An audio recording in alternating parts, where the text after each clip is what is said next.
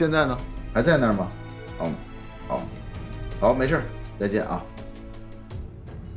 这个王鹏啊，现在还在大公集团当保安。大公集团，那是罗怀公的地盘，有点意思啊。有点意思。查这王鹏，行。有点意思，有意思，有意思。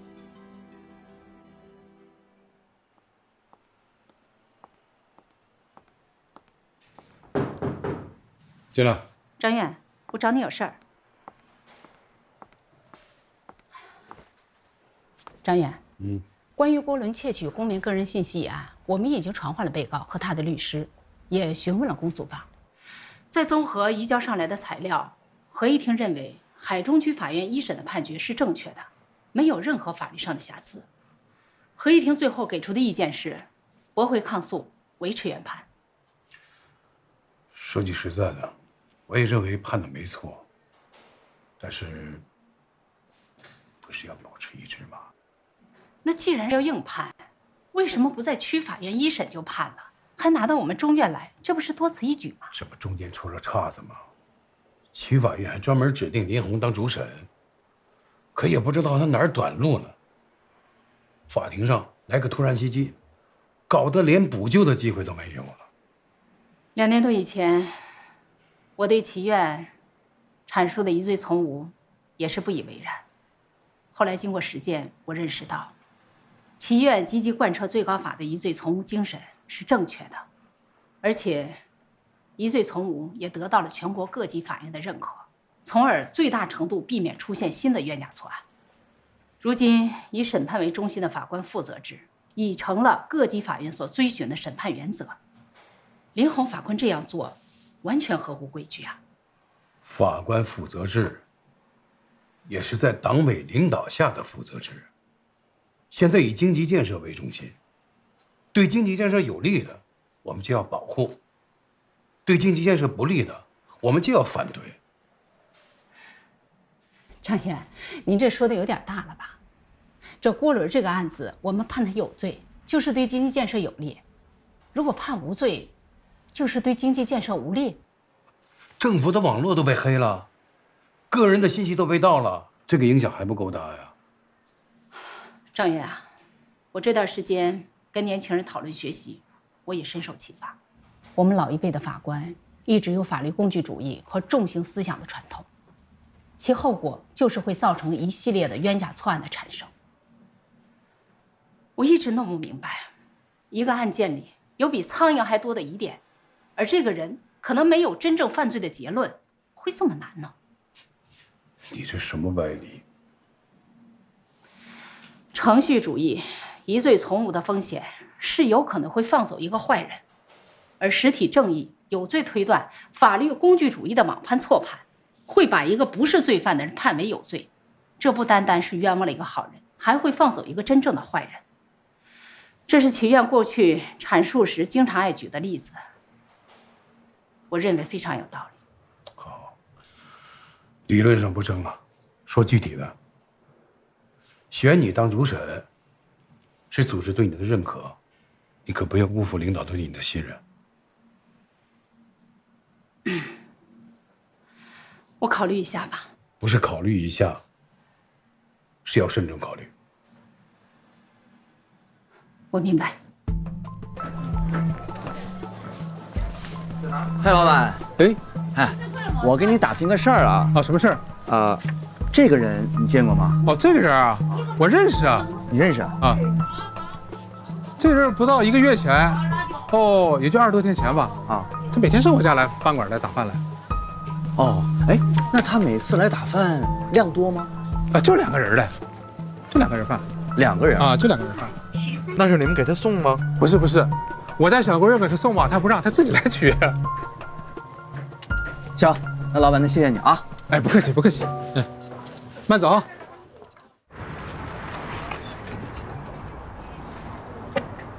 哎，大姐，我想问一下，你天天出摊吗？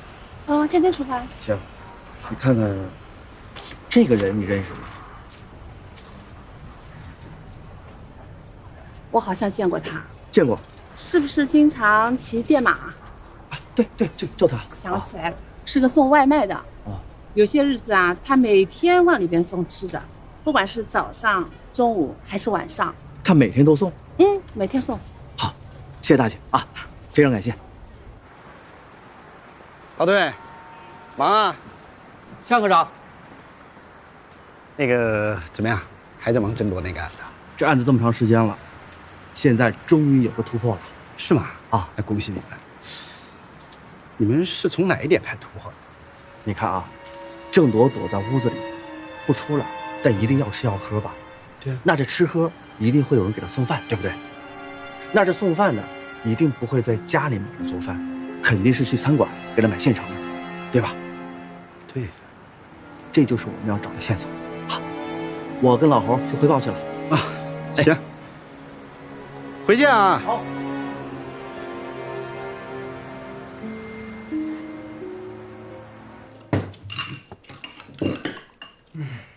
妈，爸，今天下班前啊，我们处长突然找我谈话，说要把我调到研究室去当主任。研究室主任是个正科级了。你小子可以啊，这才参加工作几年，就混上正科了。哪有那么快呀？刚提副科2年才。我也不知道，我们处长还说啊，领导发话了，说你妈妈在法院工作这几10年，一直任劳任怨、勤勤恳恳。领导交代的工作从来不打折扣、不讲价钱，要我多向妈妈学习。要我说啊，肯定是妈在上面有铁关系，要不然什么关系？胡说八道！我是不是说错话了呀？妈是怎么了？更年期综合症。刘总，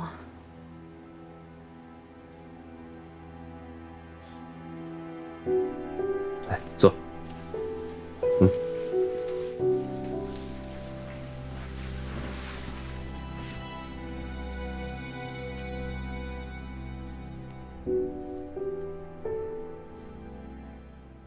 他又发来消息了，紧急。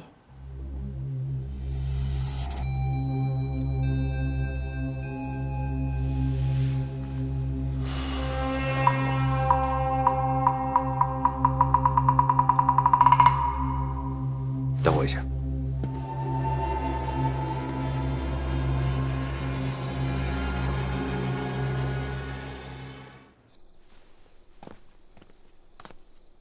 我说嘛，原来是这样，天上怎么会掉馅饼？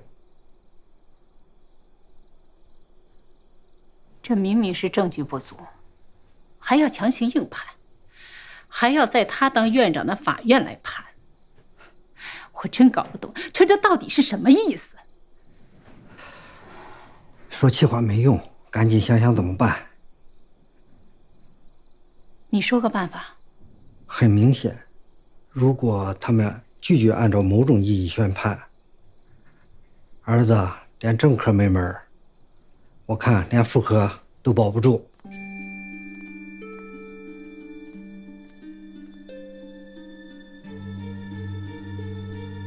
只要郭伦被判刑，我呢就在舆论上给他造造攻势，名正言顺地把这齐恒赶出法院。只要我们大家伙努把劲儿啊，把张延军弄上去管刑审，这样主动权也就回到我们的手上了。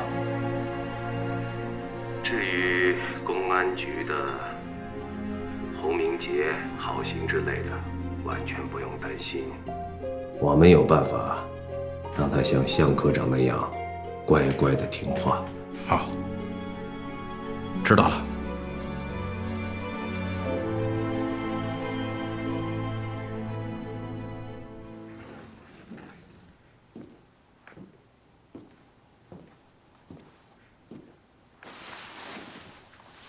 警察已经闻到王鹏送饭的味道了。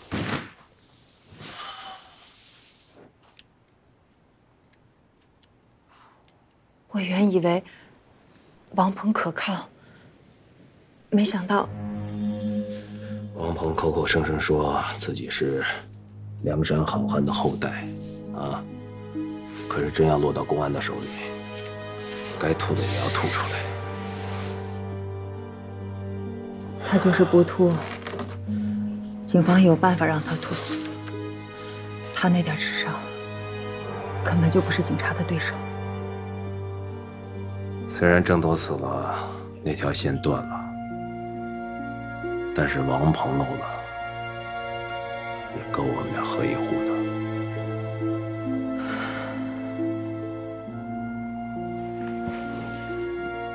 到时候就说都是我一个人干的，跟你一点关系都没有。你这么说，谁会信？不信可以啊，拿出证据来。不，我不舍得你一个人进去盯着，我也不能让你一个人进去。这样总比我们2个人都进去强。我要是进去了，你还能在外面帮我想办法。要是你进去了，就什么希望都没有了。还有一条路。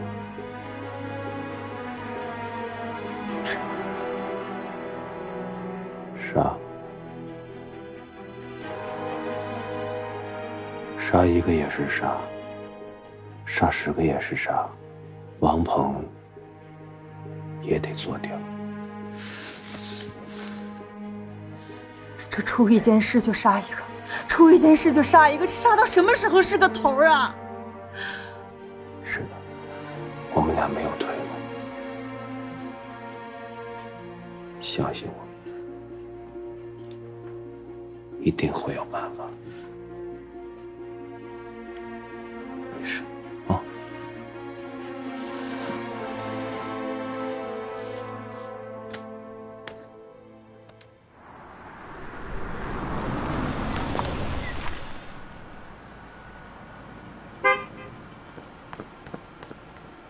苏总，这么晚你还过来了？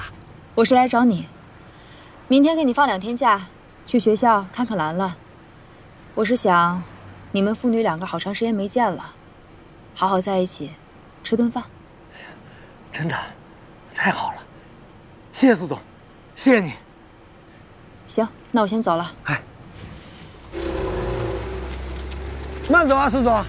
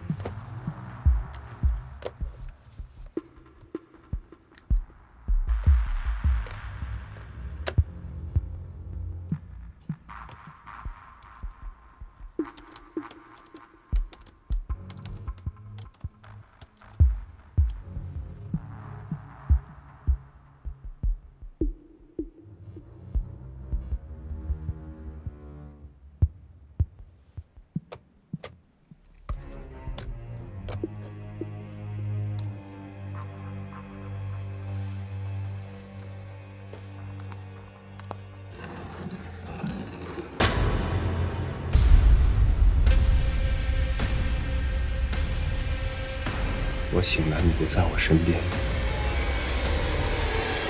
怎么突然来到书房了？突然间想起来，有份合同还没有过，怕有问题，就来看一下。急什么呀？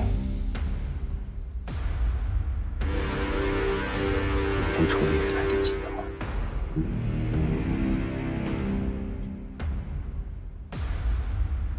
对，明天再说。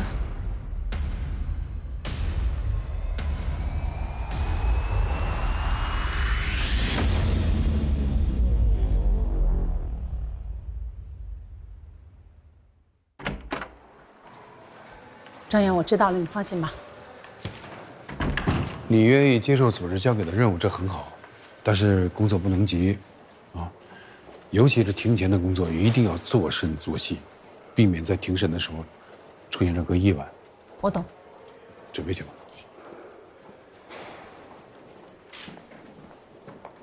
又跑了啊！公司的保安部说了，昨天还好好的，今儿请假了。上哪儿去了？谁知道呢？请假是吧？请几天假？他们说了，请2天。不会又跟郑铎似的，走漏消息了吧？老何，会不会是我查石门街案子的时候走漏风声了？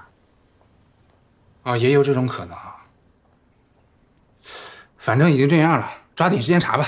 要不这样，我明天啊亲自带弟兄们去大公集团的门口蹲着，他要是真请假了呢，没准明天就回来了。嗯，也是，咱去吧。行，那就这么办。好啊。总之呢，我刚才说的就是上午院委会啊传达的一些内容啊。总而言之，言而总之，一句话啊，“一带一路”啊，是我们国家的重大的战略部署啊。作为我们齐州中院呢，我们要对这个“一带一路”的重大部署呢，做好法律服务。道理大家都懂啊，可是具体怎么服务呢？牛爹，你看啊，随着我们国家的国际地位提升，我们参与国际的事务也越来越多。那么涉外案件呢，现在已经在不断的增加了。是的，特别是一些涉外的民事、商事、知识产权的案子，数量大量的在增加。所以以后咱们接到的案子呀，一定要做到高效、公正、高质量的审判和结案，为“一带一路”的建设提供更加优质的法律服务和保障，这就成了。你们说的都是民商庭和知识产权庭的事儿，我是问，跟我们刑事庭有什么关系？有了，当然有关系了。比如说广州中院，他们就专门设立了一个庭，而这个庭的全名叫做“一带一路建设案件专业合议庭”。等等，小马，你说的这个庭啊，我知道，那是专门审理涉外民商事纠纷的一个合议庭，但它不是刑事庭啊。我是说，咱们刑事庭该干什么？哦，是这样的。我来补充一下啊，老牛，你比如说啊，现在的地下黑彩早已发展成那个网络赌博啊，带有这个外围性质的全国性的彩票呢，你比如说，外围赌球啊，外围赌车呀，这个外围的六合彩，对，外围的几乎所有的赌博方式啊，都利用高科技上网。你说，操纵盘口的庄家呢，一般都隐藏在境外啊，远程控制。那么大量的赌资呢，可以通过网络瞬间转移到境外。虽然有一些小的庄家或者代理商都在国内，但是金字塔顶尖的那些操纵者全都隐藏在境外。比如说近几年来频繁发生的这个电话诈骗案，犯罪集团就是为了逃避我们国内的打击，然后才转移到国外。比如说他们的窝点和主机服务器全都在国外，而且在这些赌博和诈骗下面所派生出来的跨界抢劫、枪支买卖、黑吃黑、杀人灭口等一系列的刑事犯罪的案件是不断的在增加。所以牛爹，你看，这会不会使我们在座的法官们大有用武之地呢？哇，后生可畏啊！你看看我这记性啊，忘了一个东西，忘了。哇，我最喜欢吃的粽子。那马姐啊，听说你要当“一带一路”的大法官了，厉害啊！是啊，哎呦，我这叫压力山大呀！压力大什么呀？这还没最后定论呢。这个院里边啊，哦，原来八字还没一撇呢。你是不是想来我们家蹭饭啊？什么叫来你们家蹭饭啊？我还免费给你们家那个洗碗拖地什么的呢。来，吃粽子。吃粽子，来吃个咸的。我爱吃甜的。你爱吃甜的，你真的是黑暗料理界的王者吧？吃粽子哪有吃甜的？当然吃咸的。哎，你爱吃咸的，你是魔鬼吗？你才是魔鬼，当然咸的好吃，当然是咸的好吃。哎呀，行，你俩别争了，赶紧吃吧。哦，对了，说正经的，启源，上次是钟律师去给郭伦做的辩护人，这次如果要上诉到中院的话，肯定会有些吃力。咱们要不再请一个律师，2个律师一起怎么样？请200个也没用，这回对方啊，他就是志在必得。怎么会呢？这种案子都是要公开审判的，我们跟他们讲事实、讲道理，当着那么多人的面，他们还能不顾事实呢？就看大家怎么想。我想呢，如果要判无罪啊，这个反对的声音会大一点，说：“哎呦，你看看，这法官的家人啊，高抬贵手了，你看看啊。”哎，所以啊，这个舆论呢，可能是要大一些。你别说了，都怪我。哎，跟你也没什么关系。其实要怪啊，你就不应该是齐衡的家人。什么？你说什么？你大一点声，我没听见。啊？知道。怎么了？出什么事儿了？王鹏强奸了苏涵，苏涵把他给杀了。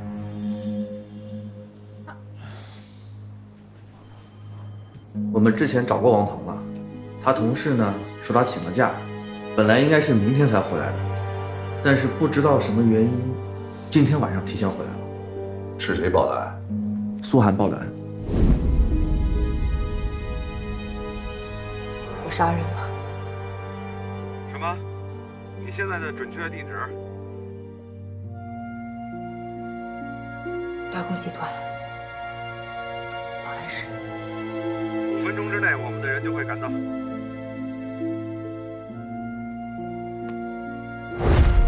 苏涵用的是一把单面开口的长刃水果刀，刀身呢差不多有20公分左右，插进王鹏身体有15公分。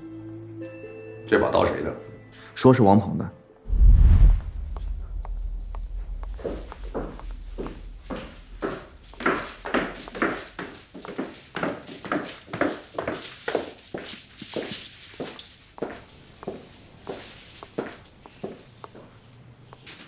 苏总，正好，给你夹个菜。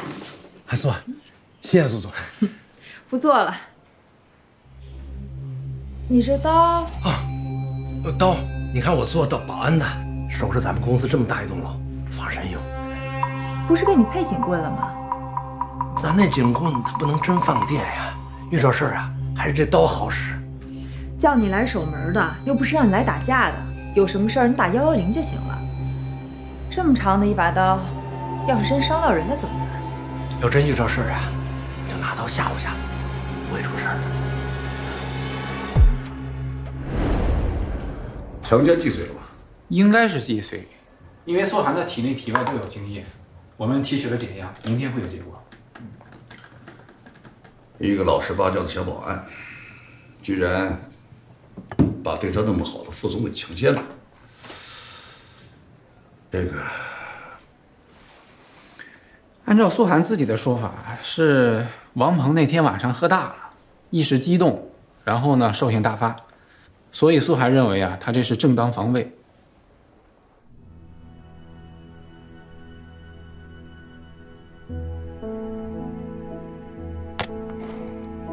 你们总部的安保室只有他一个人值班吗？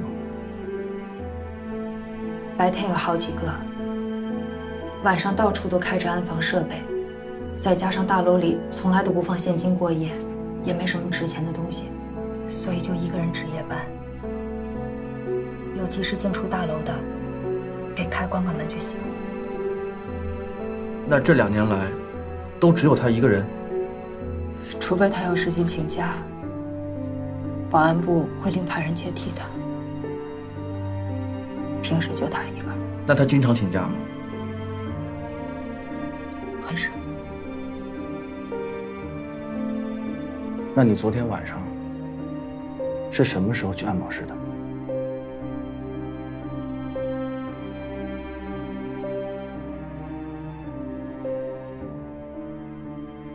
9点左右，可能还没到9点。我把办公室的事情处理完之后下楼，看见保安室有灯亮着，我就想去看看到底是谁接替了他。没想到进去一看，竟然是他本人在里面。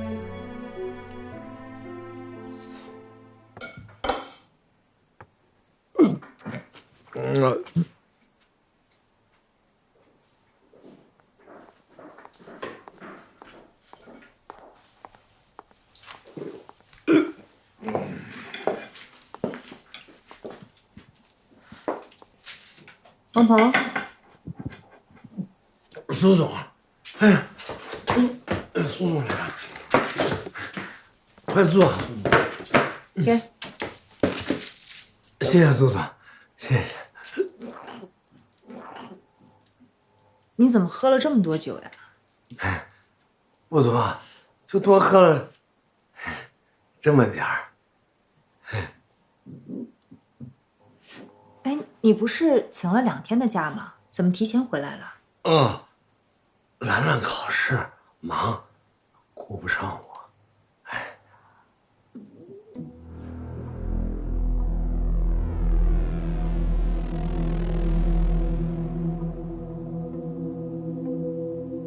王鹏。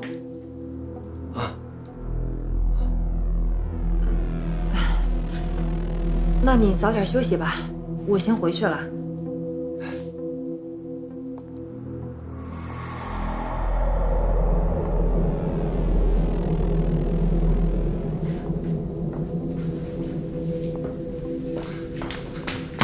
哎，王鹏，王鹏，王鹏，你干什么呀？王鹏，你放开我！王鹏，王鹏，你干什么呀？你放开人！你放开我！开我！王鹏，干什么？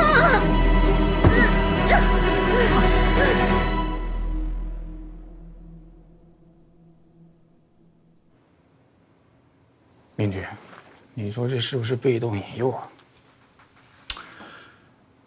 即使是算，被害人也不负任何法律责任。我也是纳了闷儿了，这堂堂一大公集团，竟找一酒鬼当保安。那他的侵害行为结束之后，你又是对他怎样攻击的？他当时很疯狂，把衣服扔得到处都是。他松开我后去拿衣服，我无意间看见了枕边的刀。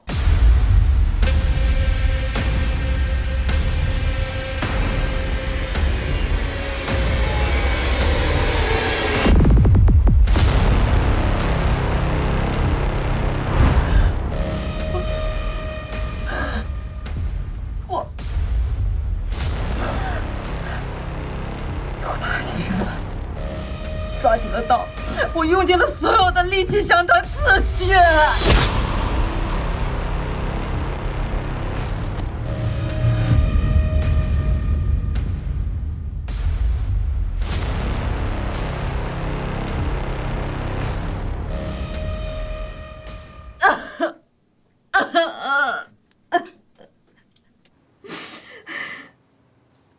苏涵，你冷静一点。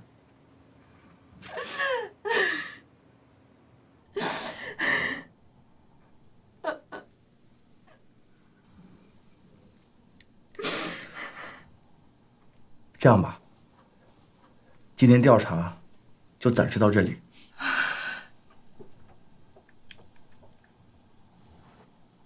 郝警官，你也看得出来，我的当事人是属于正当防卫，最多也只能算是防卫过当。我想为我的当事人取保候审。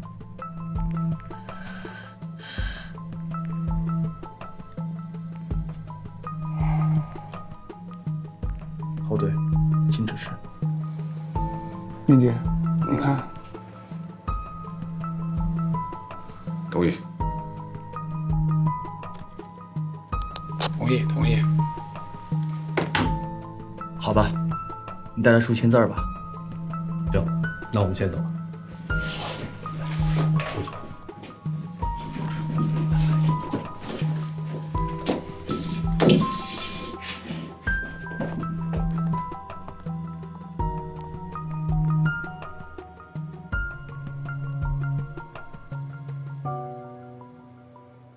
苏总是直接的受害人，其愤怒程度要大许多倍，所以应负的法律责任应该小许多倍。我有把握替苏总做减罪辩护，力争判个缓刑。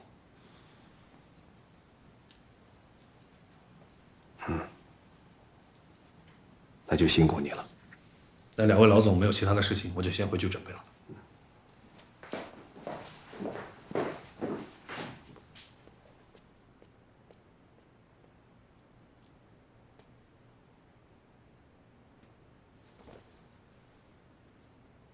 罗总，要是没有其他事情，我也先出去了。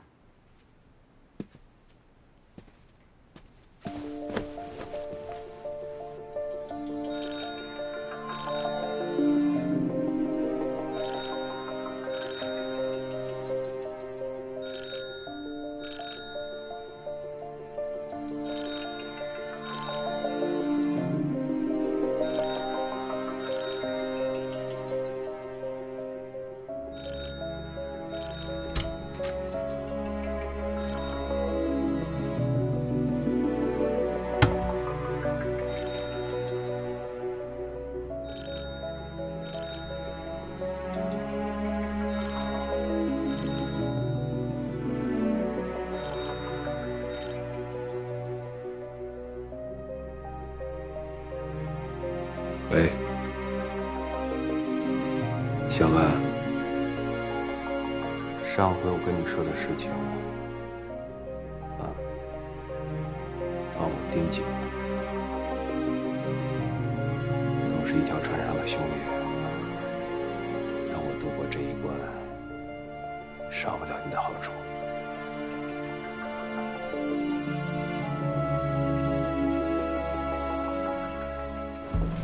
请全齐齐。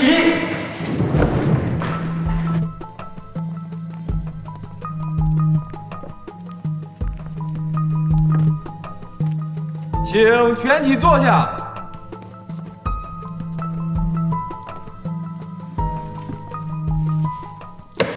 王传兰，这是马法官，你应该认识吧？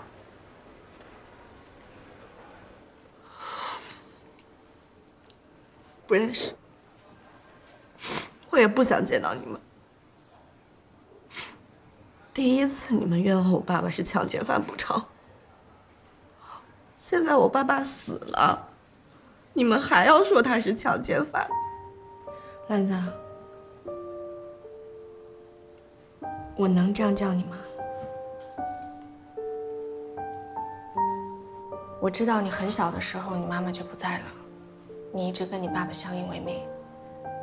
现在出了这样的事儿，你都不知道应该怎么办吧？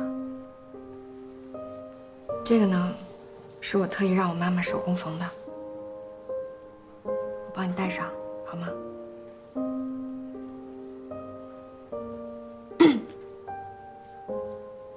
当时有很多人，他们都误会你爸爸，可是有一个人，他一直站在证据高于一切的原则上据理力争，给你爸爸洗刷了冤屈。你不记得我没有关系，但我相信你一定记得他吧。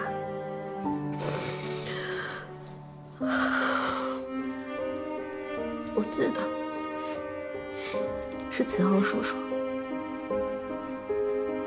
我爸老跟我提起他，说他是我们家的大恩人。没错，祈愿他在我心里也是一个特别重要的人。几年之前，他的妻子被人杀害了，他就一直发誓要找到凶手，所以我很希望我可以帮助他。这种心情就好像是你想帮你爸爸洗刷冤屈是一样的。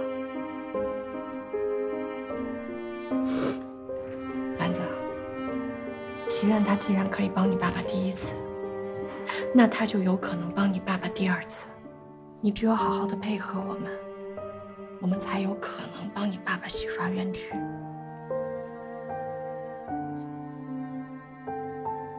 你也相信我爸爸是被冤枉的，对吗？我相信的是证据，就像上次一样，你帮助我们把那些证据都给找出来，好吗？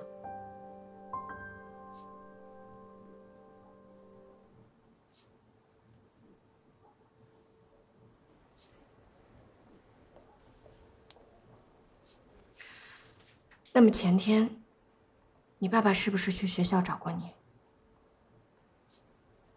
对。他也就第一次我学校报到的时候送过我，之后都是我回家去看他。那天他来了，我还挺意外的。那你爸爸有没有跟你说些什么？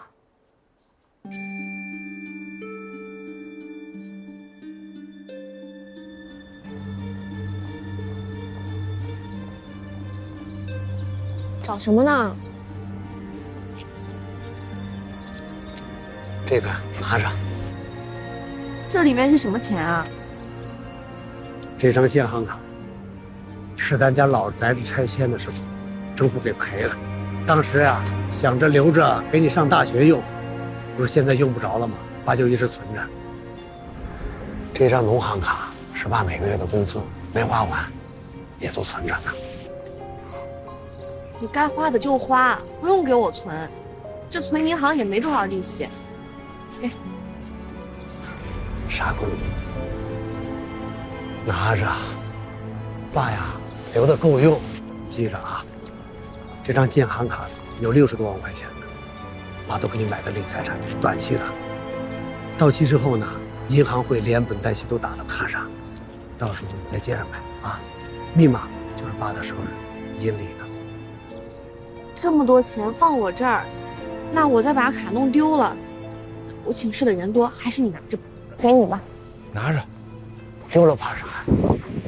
挂失就行。那不得拿你身份证挂失吗？哎，你去挂。那万一爸没呢？他说人哪有准，万一哪天过马路被车撞了，你前阵子不就被电动车撞了吗？你说你被电动车撞过？就1个多月前吧。1个多月前？是不是5月12号在文华路晚上10点钟左右？你怎么知道？现在由被告人做最后陈述。被告人，我还是那句话，我没有攻击政府网络，那 U 盘也不是我的。现在，审判长，辩护人，你还有什么需要向法庭陈述的吗？我方找到一个新的证人，能够证明我的当事人当晚在案发时间段内没有在家，没有在那个电脑前，请求法庭传唤证人出庭作证。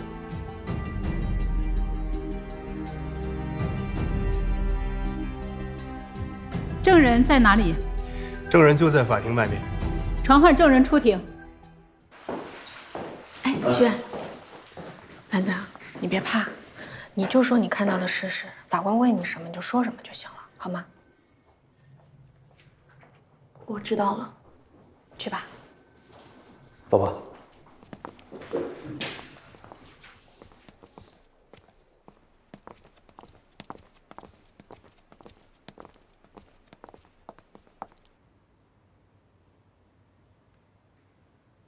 证人，你确定被告人就是那天晚上救助过你的年轻人吗？我确定。他当时穿着什么样的衣服？他那天晚上穿了一个黑色的外套，戴着黑色的棒球帽，还有一副那种宽边的眼镜。被告人当时的穿着和今天有很大的视觉差异，你怎么就能够确定他一定是那天晚上救过你的人呢？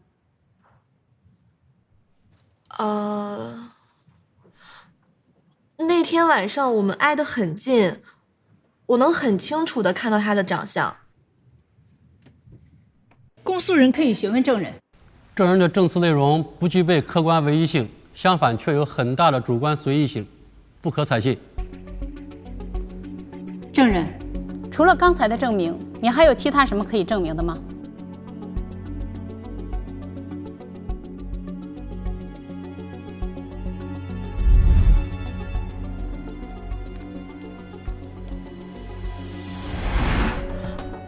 有。那天他背着我的时候，我手搭在他肩膀上，看到他耳朵的右下方有一颗痣。公诉人、辩护人可以近距离观察。好的。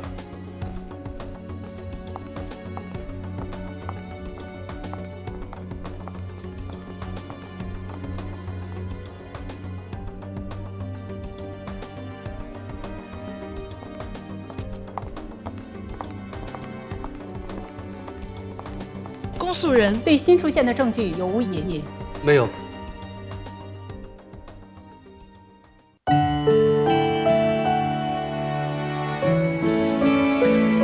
我听见回声，来自山谷和心间，以寂寞的镰刀收割空旷的灵魂，抚几段的诱饵，捕获缥缈的唯美。我相信自己生如璀璨的夏日之花，不凋不败，摇曳如花。一路走来，一路盛开。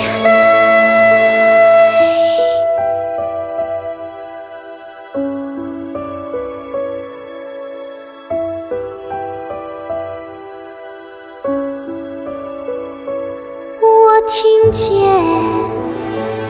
爱情，我相信爱情是一滩挣扎烂草，如一阵虚伪的风。我相信自己似如俊美的秋日落叶，不声不乱，姿态如愿，驻守岁月留下的信念，